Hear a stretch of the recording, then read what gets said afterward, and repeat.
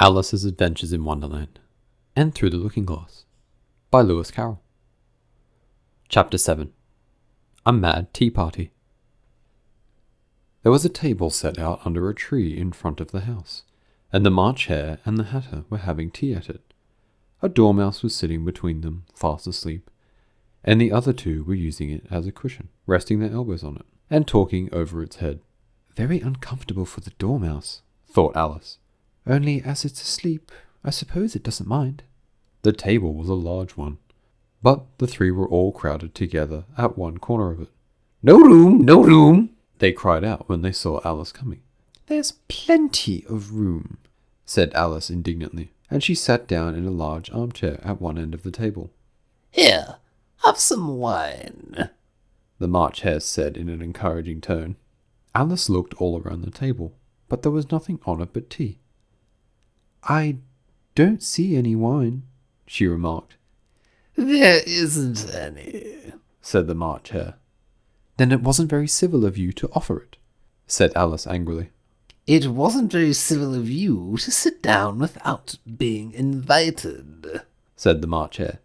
"I didn't know it was your table," said Alice. "It's laid for a great many more than 3. "Your hair wants cutting," said the Hatter. He had been looking at Alice for some time with great curiosity, and this was his first speech. "You should learn not to make personal remarks," said Alice with some severity. "It's very rude." The Hatter opened his eyes wide on hearing this, but all he said was, "Why is a raven like a writing desk?" "Come, we shall have fun now," thought Alice. "I'm glad they've begun asking riddles. I believe I can guess that," she added aloud. "Do you mean that you think you can find out the answer to it?" said the March Hare. "Exactly so," said Alice. "Then you should say what you mean," the March Hare went on. "I do," Alice hastily replied. At least, I mean what I say. That's the same thing, you know." "Not the same thing a bit," said the Hatter. "Why, you might just as well say, 'I see what I eat' is the same thing as 'I eat what I see.'" "You might just as well say," added the March Hare, "that 'I like what I get' is the same thing as 'I get what I like.'"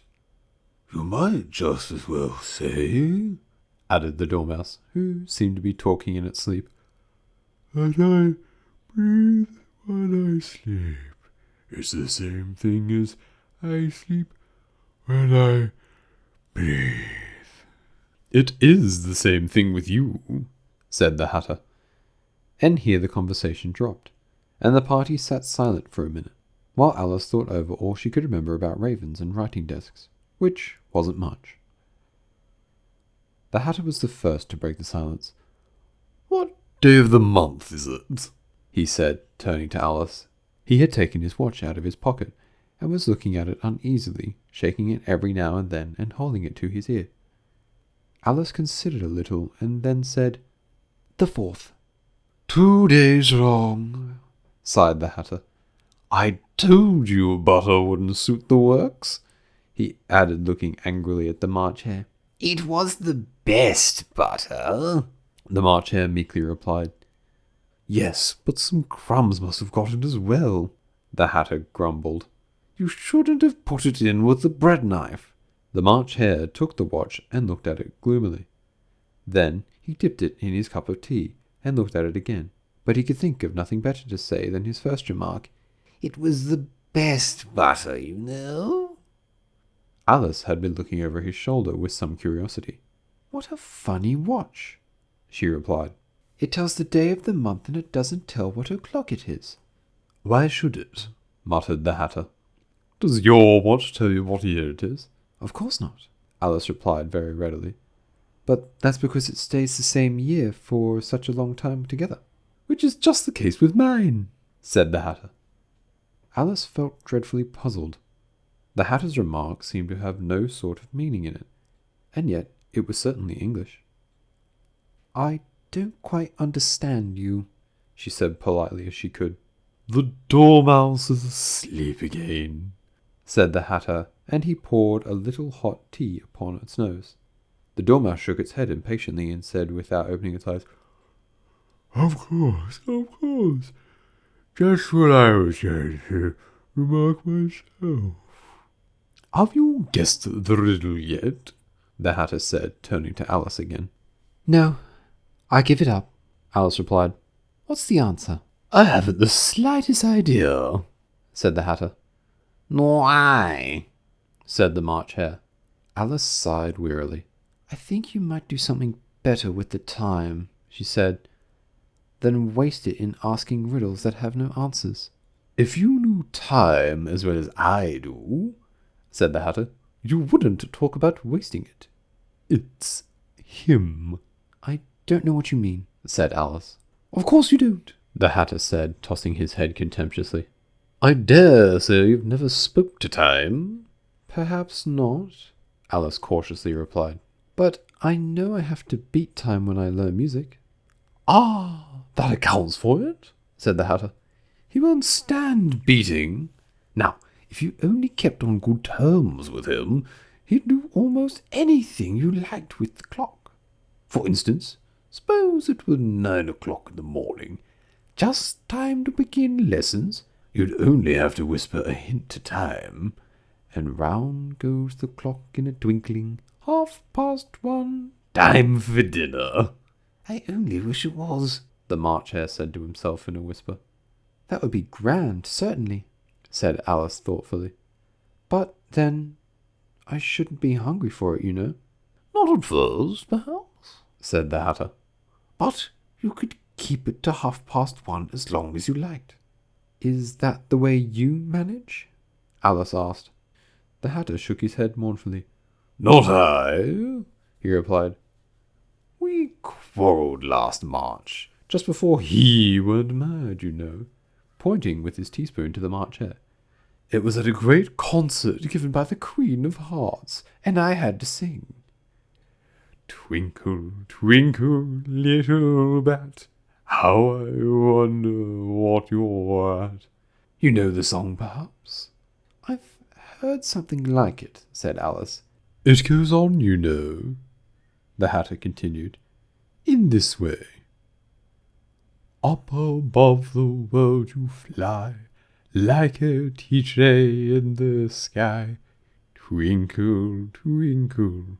Here the Dormouse shook itself and began singing in its sleep. Twinkle, twinkle, twinkle, twinkle. And went on so long that they had to pinch it to make it stop. Well, I'd hardly finished the first verse, said the Hatter, when the Queen jumped up and bawled out, "Who's murdering the time? Off with his head!" How dreadfully savage! Exclaimed Alice. And ever since that, the Hatter went on in a mournful tone, he won't do a thing I ask. It's always 6 o'clock now. A bright idea came into Alice's head. Is that the reason so many tea things are put out here? She asked. Yes, that's it, said the Hatter with a sigh. It's always tea time, and we've no time to watch the things between whiles. Then you keep moving around, I suppose, said Alice. Exactly so, said the Hatter, as the things get used up. But what happens when you come to the beginning again? Alice ventured to ask. Suppose we change the subject, the March Hare interrupted, yawning. I'm getting tired of this. I vote the young lady tells us a story. I'm afraid I don't know one, said Alice, rather alarmed at the proposal. Then the Dormouse shall, they both cried. Wake up, Dormouse! And they pinched it on both sides at once. The Dormouse slowly opened his eyes. I wasn't asleep, he said in a hoarse, feeble voice. I heard every word you fellows were saying. Tell us a story, said the March Hare. Yes, please do, pleaded Alice. And be quick about it, added the Hatter, or you'll be asleep again before it's done. Once upon a time there were 3 little sisters, the Dormouse began in a great hurry, and their names were Elsie, Lacey, and Tilly, and they lived in the bottom of a well. What did they live on? Said Alice, who always took great interest in questions of eating and drinking. They lived on treacle, said the Dormouse after thinking a minute or two. They couldn't have done that, you know, Alice gently remarked. They'd have been ill. So they were, said the Dormouse. Very ill. Alice tried to fancy to herself what such an extraordinary way of living would be like, but it puzzled her too much. So she went on. But why did they live at the bottom of a well? Take some more tea, the March Hare said to Alice very earnestly. I've had nothing yet, Alice replied in an offended tone. So I can't take any more. Ah, you mean you can't take any less? Said the Hatter. It's very easy to take more than nothing. Nobody asked your opinion, said Alice. Who's making personal remarks now? The Hatter asked triumphantly. Alice did not quite know what to say to this, so she helped herself to some tea and bread and butter, and then turned to the Dormouse and repeated the question. Why did they live at the bottom of a well? The Dormouse again took a minute or two about it, and then said, It was a treacle well. There's no such thing. Alice was beginning very angrily, but the Hatter and the March Hare went, Shh!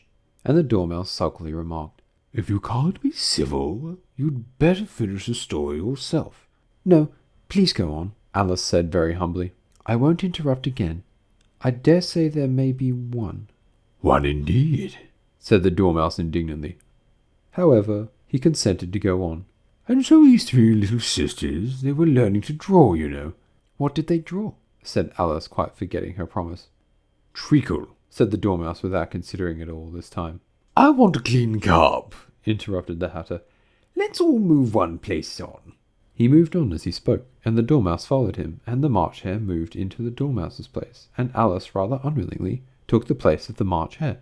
The Hatter was the only one who got any advantage from the change, and Alice was a good deal worse off, as the March Hare had just upset the milk jug into his plate. Alice did not wish to offend the Dormouse again, so she began very cautiously. But I don't understand. Where did they draw the treacle from?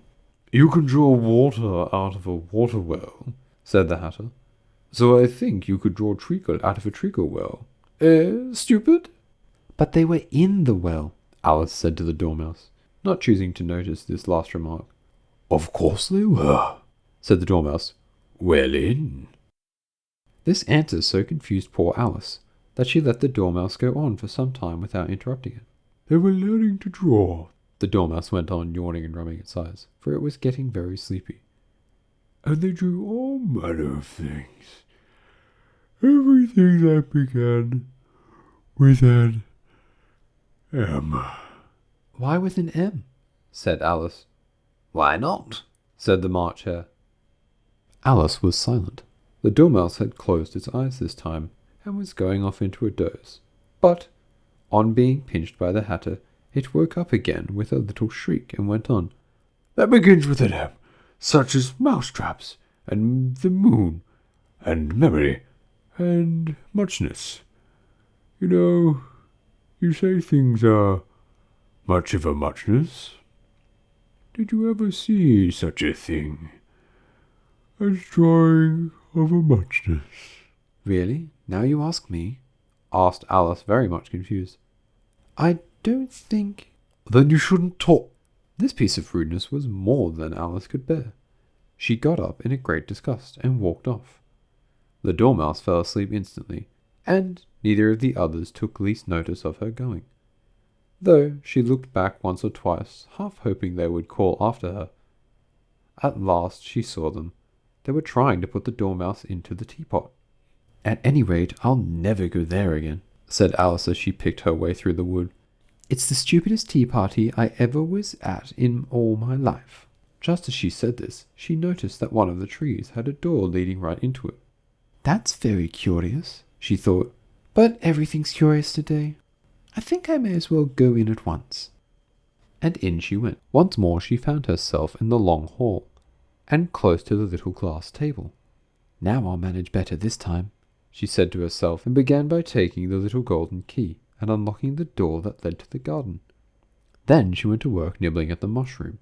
She had kept a piece of it in her pocket, till she was about a foot high. Then she walked down the little passageway, and then she found herself at last in the beautiful garden, among the bright flower beds and the cool fountains.